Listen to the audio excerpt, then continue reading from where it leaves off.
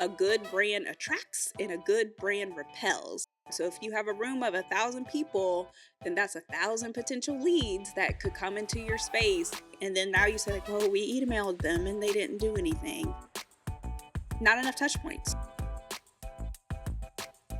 Welcome to CEO Conversations, the private practice podcast. I'm your host, Brandy Mabra. This is your one-stop shop to learn the business side of your practice on a deeper level. On this show, we empower you to own your CEO status to scale your practice for growth, sustainability, and profit. Listen in as we talk about how to market your practice to gain more visibility, hire, build, and engage your ride or die dream team, create streamlined operations, and make financial decisions as a CEO. It's time to show up as a confident leader to create a practice and life you love. Let's get started. Hello. Welcome to another episode of CEO Conversations, the private practice podcast. I am Brandy Mabra, and I am so excited because we're talking about sales. Sales. And so whether or not you think that you have a sales conversations happening in your practice, you do on so many levels. And even from a deeper perspective when it comes to healthcare, there are studies and research that show the more sales conversations that you can have with patients, actually the better outcomes that they will have when it comes to their health. So when we're thinking about sales systems, which is the core of what we're going to be talking about, then it definitely brings in marketing. But I want to make sure I bring to your attention, and it was actually one of our most popular podcasts from 2024, but the marketing systems that you need to implement for inside of your practice. And so a lot of those conversations are sales conversations. And as you're doing patient care and your providers are talking to patients, you definitely want to talk to the benefits of why people need to take that next step. So I just want to make sure I talk about that first. All right. So for today's conversation, let's go ahead and dive into the sales system. So there is 3 phases of marketing, that I always talk to. And so the first phase is the attraction phase. When we think about really key marketing terms of like funnels and all the things, all they're talking about is your patient's journey, your client patient journey. At every single stage, your patient is going through some type of thought process. When we're thinking about a sales system, your conversations, what you're showing them or how you're communicating with them is talking to where they're at in their stage of decision making. So when we think about lead generation, or when we think about getting new business, or when we think about people coming into the practice, it's all about attraction.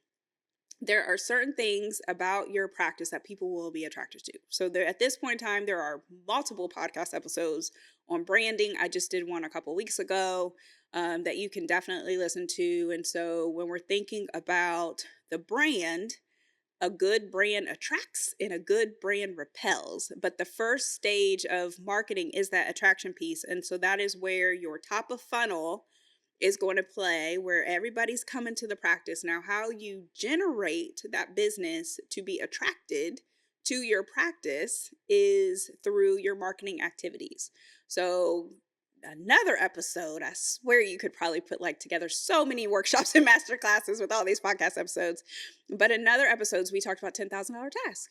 And when we're thinking about $10,000 task, then essentially that lead generation can come from paid advertising. So that would be whether if it's a paid advertising in a listserv, or paid advertising on a billboard, or paid advertising through Google ads, or paid advertising through a Facebook ads, or paid advertising through YouTube ads at this point in time. LinkedIn has ads. I mean, everybody's got ads. So if you want to do any kind of paid advertising, that's one way for you to generate business to come find you, or leads. Another way could be more organic, where like social media is an organic, that you can definitely generate leads or make relationships at this point in time, just depending on what the algorithm is doing.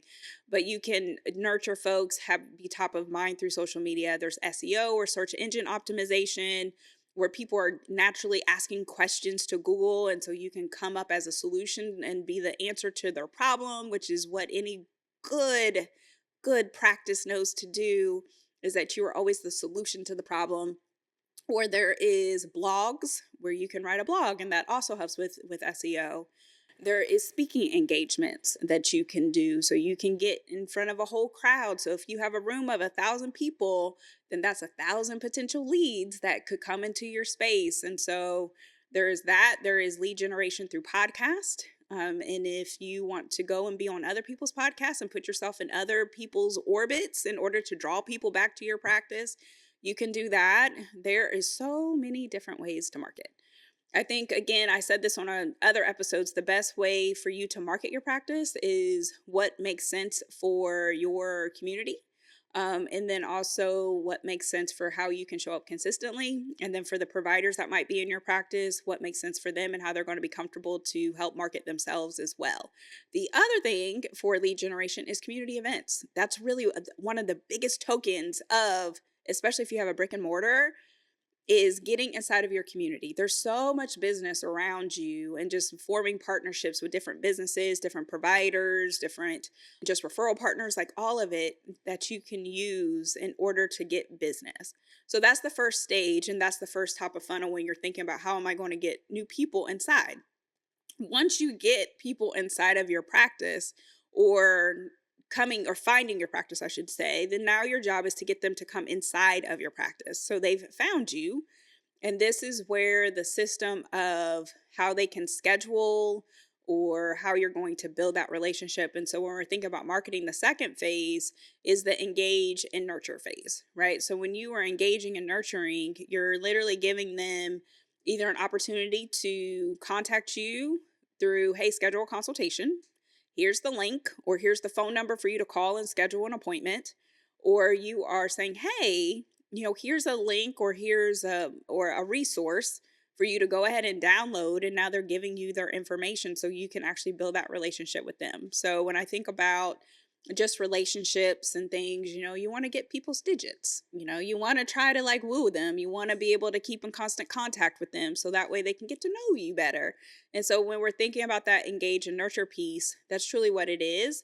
A lot of times people lose that. They'll get all these people's information where they'll maybe be part of a community event. They'll maybe get people's emails and they'll never do anything with it.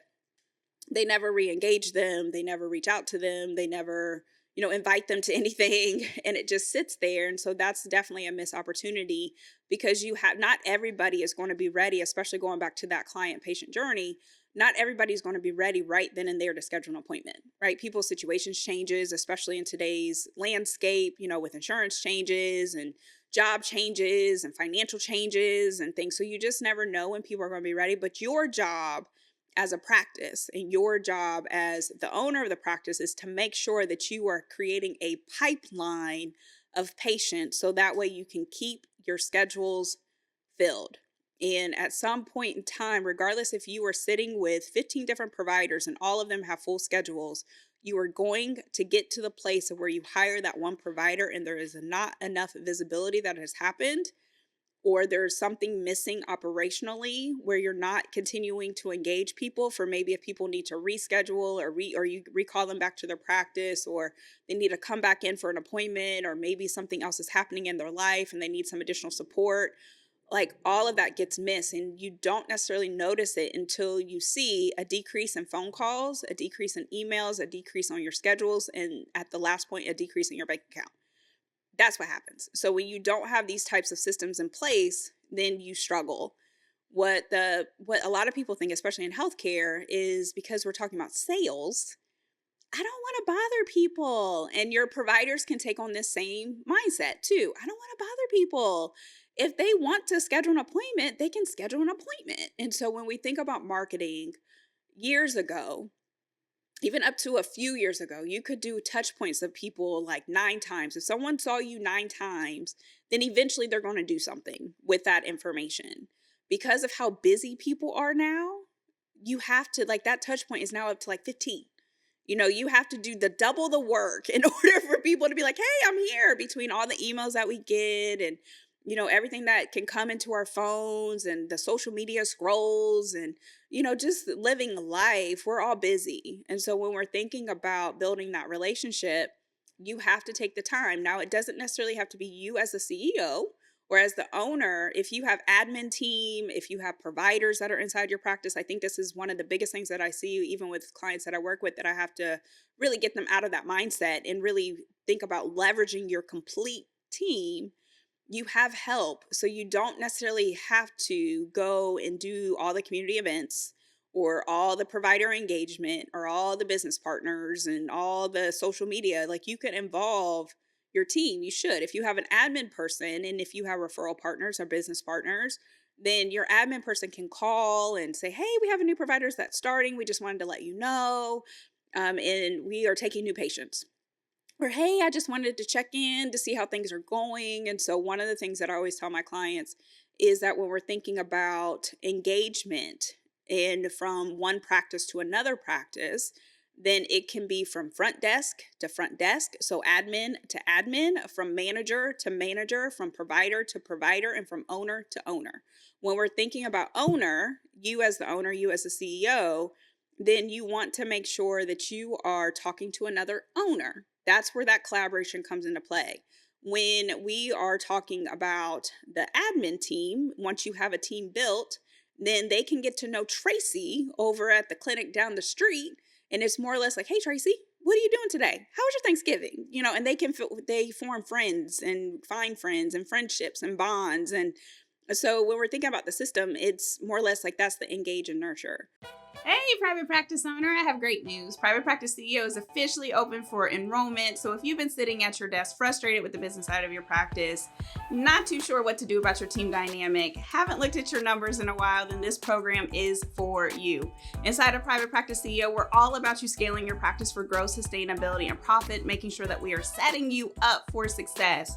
So that way you can leverage your practice. You can have freedom of time in your practice, and you don't have to sit there burned out, frustrated, and overwhelmed because you're not sure what to do next.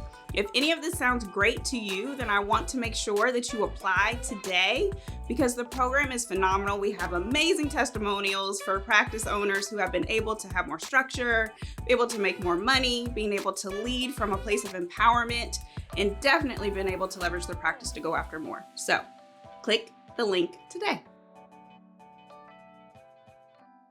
For the third phase, which is where when we're thinking about the funnel, so now we're at towards the bottom of the funnel, this is the commitment phase. And so this is where now patients are starting to actually schedule appointments. So when we think about those systems, then those systems would be where it's easy to schedule. Sometimes what people do, especially when they're trying to leverage technology and people can self-schedule, and sometimes it becomes too difficult. And so, like with people communicating through email and, the phone is sometimes the last thing that people think about. You can lose business that way if you don't have a strong, like, follow up system, or if you don't have the team member who is going to go beyond email to actually get somebody on the schedule. So if your conversion rates, when you get down to that commitment phase, where people are maybe inquiring, but they're not scheduling like a new appointment or they're not scheduling a consultation, and the conversion is low, then I'm going to ask you what is happening with on the front end. What's happening once they want to schedule? Are you making it easy for them to schedule? If they call, are they able to actually get through to talk to somebody? If they're not able to get through to talk to somebody, what is the follow up? If they're actually emailing the practice and saying, hey, I want to schedule an appointment, and your team is not necessarily calling back, but your team is just emailing, and then now you say, like, well, we emailed them and they didn't do anything. Not enough touch points. So you need to have touch points built in, especially in that commitment phase. Now, there will be some people, super simple, call the office, schedule an appointment, right? Or email the office, was able to schedule, or they maybe put themselves on their own schedule. But when we're thinking about the commitment phase too, you also have to have, for the folks who might maybe scheduled or inquired, or, like definitely reaching out through email, but also phone call, text message, a repeat phone call, repeat email, repeat text message. So I always say that there needs to be at least 3 sets of some type of interaction or some type of touch point when it comes to a patient, especially if you're trying to get them on the schedule. And even at this point in time, with high deductible plans and people, being a little bit more picky about maybe where their dollars are going, whether even if you're private pay, like all of that, your visibility has to be higher. So if people are shopping around trying to get the best rate, then you don't want to lose that business because they sent you an email and you didn't get back. And in the meantime, somebody called them and actually talked to them and actually got them on the schedule. So they're not going to respond back to your email. So that's why you want to make sure that you are definitely calling, texting, emailing. Like it's just the technology is there. And even like recall reminders or appointment reminders, like you want to make sure that there's even a follow up to that too. So with, again, people are busy. So when we're thinking about sales, like the touch points have to be there. I have a dentist, love her. She's amazing, so good, but she is serious about her reminders. So when I was scheduled for my cleaning, she sent me reminders. Her team started sending me reminders through text message at a week prior. Then I got an email on top of that. It was like every few days, an email, text message, and then right before the appointment, 48 hours before the appointment, it was a phone call, plus the email, plus the text message. But you best believe I made it to that appointment. And so I talked to her when I was there. I was like, your recall system and your reminder system is so good. And it was because she was having a high no-show rate, a cancellation rate, and she wanted to make sure that she keeps her business. So don't be afraid and to think that you're bothering somebody. No, you have to come from a place of service. And so when we're thinking about these systems, your systems have to support for people to find you, engage with you, for you to build that relationship, and then for them to ultimately end up inside the practice on your schedule, and for you to maintain that business so your schedules can stay full. So that is the whole point. So that way you can consistently hit your revenue goals. So please know you're not the sleazy salesman. You're coming from a place of service, and everybody needs different things. And even if you're sending an email, I think about my email. My email is trash and it is awful. And even in my business, I have an executive assistant who goes through my email, and sometimes I still miss emails. So it requires additional support and a different type of thought process. And so you have to come from that perspective and think about, like, who's my patient? If you're a patient as a busy mom with 5 kids, maybe they're not paying attention to their email. Maybe they actually need that text message. Maybe they actually need the phone call. Maybe they are in a place where they're sad and depressed, or maybe they don't feel good, or maybe their health is really waning and they can't get out of bed. And so they need for you to do something different in order to get them into the practice. So you have to really think about from your patient's perspective, put yourself in their shoes. And then when you're thinking about these types of things, what does your patient need? But don't be afraid to reach out. So that is today's episode. So if you have any questions, or if you need help and support with making sure that your providers have full schedules, money is coming in the bank, that you have a profitable practice, then go ahead, and you have 2 options. You can either go ahead and apply to Private Practice CEO, which is an amazing program where we help you with the business side of your practice. We work with private practice owners who have teams, so they're more established owners. And we actually work with you and your right-hand leaders to help train them up to make sure that they get the leadership development that they also need in addition to you. So there's that option. And then there's also the Freedom Formula workshop that I host on a regular basis. So if you are in a place of needing help with that, then go ahead and see the show notes and get the support that you need. But that is all for today, and I will see you guys next time. Bye. Thanks for listening today. I hope you enjoyed the episode and it empowers you as the CEO of your practice. If you enjoyed the podcast, please make sure you subscribe, share the message, and leave a review. If you want more information and support in growing and scaling your practice, click the link in the show notes to take advantage of our free resources or apply to work with me directly. Thanks again, and I'll see you next time.